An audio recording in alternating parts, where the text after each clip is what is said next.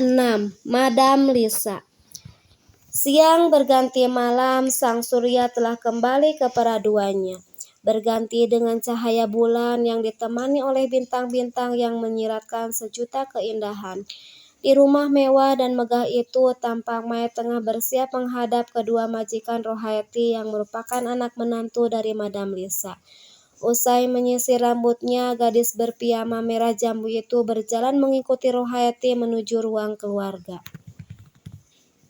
Desain interior berserta perabotan mewah yang tertata rapi di ruangan tersebut lagi-lagi mengundang decak kagum Mae. Matanya terbelalak berkeliling ke setiap sudut ruangan berukuran luas itu. Bagaimana tidak, semua yang ada di rumah tersebut sangat indah, mewah, mahal, dan berkelas. Mae, ini kenalkan majikan Teteh, Tuan Robert dan Nyonya Lestari, ucap Rohayati sambil mencolek bahu Mae yang masih celingukan melihat-lihat keindahan ruangan. Maaf Teh, apa tadi Teh? Dasar kamu Neng, ini kenalin majikan Teteh, Tuan dan Nyonya Lestari. Maafkan sikap saya, Tuan dan Nyonya, saya sangat kagum dan takjub karena rumah ini sangat menawan dan indah sekali, seru Mae. Kemudian ia mencium tangan kedua pasangan suami istri yang sedang duduk santai di sofa. Perkenalkan, nama saya Mae Saroh Perlani, Tuan dan Nyonya panggil saja saya Mae. Lestari yang dengan ramah tersenyum ke arah Mae. Kemudian ia pun berkata, kamu masih sangat kecil untuk bekerja nak, tidak ada pilihan lain Nyonya. Jika saya tidak nekat, maka kehidupan keluarga saya tidak akan berubah. Pasti kemiskinan akan betah tinggal bersama kami. Hehe. Ya Allah, kasihan sekali kamu. Semoga kamu nanti betah ya mengurus ibu mertuaku. Insya Allah Nyonya. Dehem Robert menyela pembicaraan keduanya. Mae, kamu besok akan saya antar ke rumah ibu saya setelah sarapan. Kamu bersiap ya? Baik Tuan. Oh iya, kemasi semua pakaianmu, karena ada kemungkinan besok kamu akan langsung bekerja di rumah ibu saya. Itu artinya kamu akan tinggal di sana. Baik Tuan. Maaf Tuan, boleh nggak Teh Roro ikut menemani? Jujur saya agak grogi. Haha, grogi kenapa? Kayak mau manggung aja kamu itu pakai grogi segala. Tawa pria berhidung bangir itu memecah keheningan. Begitu pula dengan sang istri dan Rohayati. Hehe, kalau ada Teh Roro sayanya ngerasa aman Tuan. Kalau kamu mau lebih aman, kamu minta Pak Harun yang temani kamu. Karena dia adalah satpam di rumah ini. Haha. Wajah Mae memerah diledek Robert. Ia pun ikut tertawa di balik tangan yang menutup mulutnya. Ya sudah, kamu istirahat sana, persiapkan diri untuk besok. Teh Roro jadi ikut kan Tuan? Ya, asal jangan kamu suruh dia untuk tinggal bersamamu di sana. Hehe, ya enggak dong Tuan, jawab Mae mesem-mesem. Setelah itu Mae dan Rohayati kembali ke dapur. Keduanya makan malam bersama. Mae makan sangat lahap sekali, wajar saja karena seumur hidupnya baru kali itu ia bisa makan dengan menu yang enak dan pastinya dengan puas, tanpa harus berbagi dengan keempat adiknya seperti di kampung dulu. Sok habiskan nasi dan sayurnya Neng. Teh Roro masih mau makan gak? Enggak Neng, Teteh enggak bisa makan malam banyak-banyak, takut gendut. Oh, Teteh lagi diet ya? Hah? Diet Neng, bukan diet. Haha, tah eta maksudnya lupa saya. Dasar kamu mah, ada-ada aja. Sok cepat habiskan. Siap Teh, hehe. Dengan semangat berkobar, Mai menuangkan nasi dan sayur capca yang tersisa ke dalam piring saji, lalu melahapnya sampai habis. Teh, Mai saja yang cuci piring, Teteh bersihin aja mejanya. Oke Neng. Mai mengangkat seluruh piring kotor di meja makan, lalu membawanya ke wastafel untuk dicuci. Ia tampak kebingungan, celingukan seperti sedang mencari-cari sesuatu. Cari apa, Neng? Sabun colek sama abu gosoknya mana, Teh? Tejaman Neng, cuci piring pakai kedua benda pusaka itu, pakai sabun cuci yang ada di botol itu. Ini, Papa Lemon. Iya itu. Kirain ini sirup. Dah ada gambar jeruknya. Haha, minum weh kalau kamu mau mah. Is, jor weh. Haha, Kak Mai mati atuh teh. Kek Mai mati atuh teh. Haha, kamu mah ayah-ayah wae atuh dah. Hehe, terus ini nyucinya pakai busa warna kuning dan hijau ini. Iya, kan waktu praktek dulu di rumah teteh kamu pakai juga yang kayak gitu, Neng. Nggak ah. Kan waktu training di rumah teteh, main nggak disuruh cuci piring. Oh iya, haha. Lupa tetehnya, Neng. Mereka pun tertawa. Rohaiti tergugu dengan kepolosan Mae. Setelah pekerjaan selesai, keduanya pun beranjak ke kamar untuk beristirahat. Keesokan harinya, usai sarapan, Mae dan Rohaiti pun berada di dalam mobil yang dikemudikan oleh Robert. Tanpa Lestari duduk di samping suaminya yang terlihat gagah dan tampan dengan balutan kemeja berwarna hijau toska. Setelah menempuh perjalanan selama 30 menit, mereka pun tiba di tempat tujuan. Robert mengajak Mai untuk masuk dan menyuruhnya duduk di sofa yang ada di ruang tamu.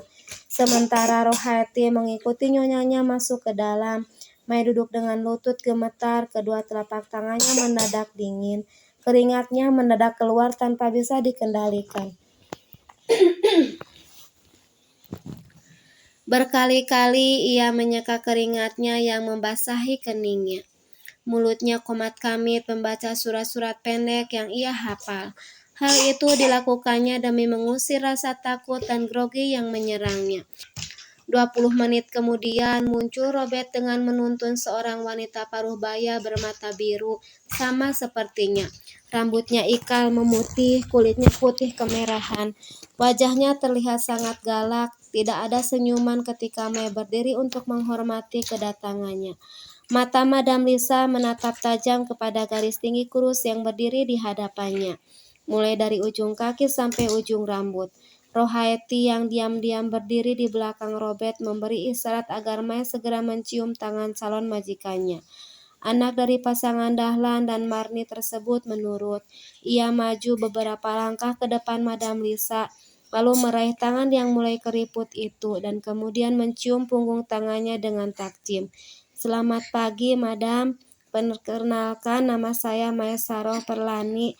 Madam bisa panggil saya dengan nama kecil saja. Saya yaitu Mae, sapa Mae Rama. Aku tidak mau diurus oleh anak sekecil itu, Bert. Yang dewasa saja tidak becus, apalagi dia, bisik Madam Lisa kepada putranya. Tapi Mom, tidak ada tapi, kita sudah bicara tadi di dalam, bahwa aku berhak menolak seandainya aku tidak suka kepadanya. Ayolah Mom, beri si Mae ini kesempatan untuk bekerja. Kalau dalam waktu 1 bulan ia tidak bisa bekerja dengan baik, baru Mommy boleh memecatnya. Kasihan dia sudah datang jauh-jauh dari kampung. Aku tidak peduli, kamu beri saja dia uang untuk beli tiket ke kampung. Masalah selesai kan?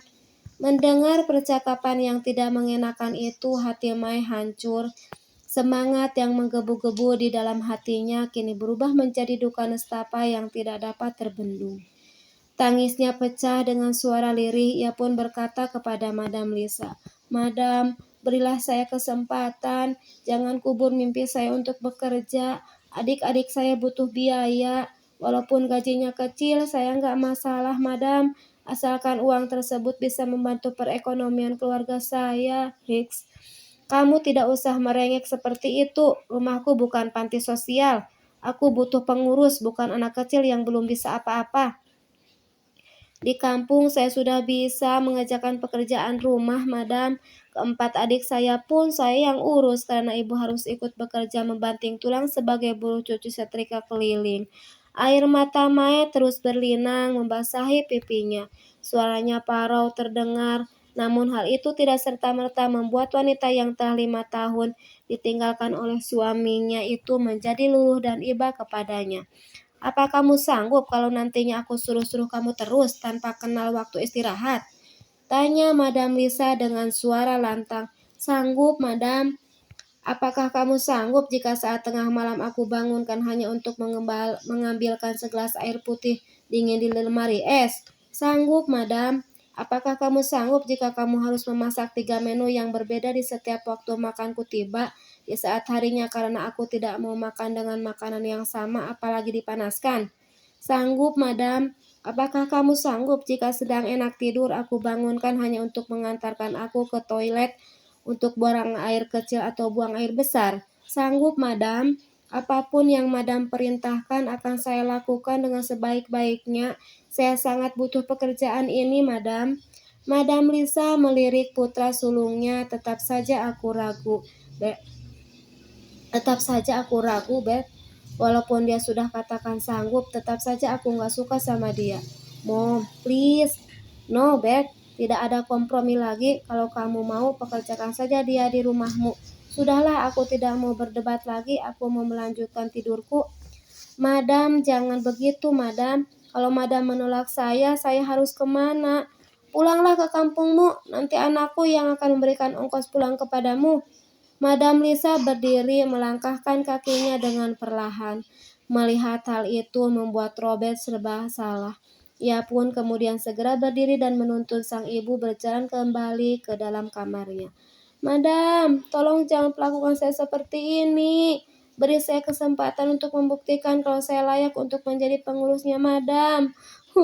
Raung Mae duduk bersimpuh. Melihat hal itu membuat hati Rohayati bersedih. Ia segera menghampiri Mae dan kemudian memeluknya dengan erat.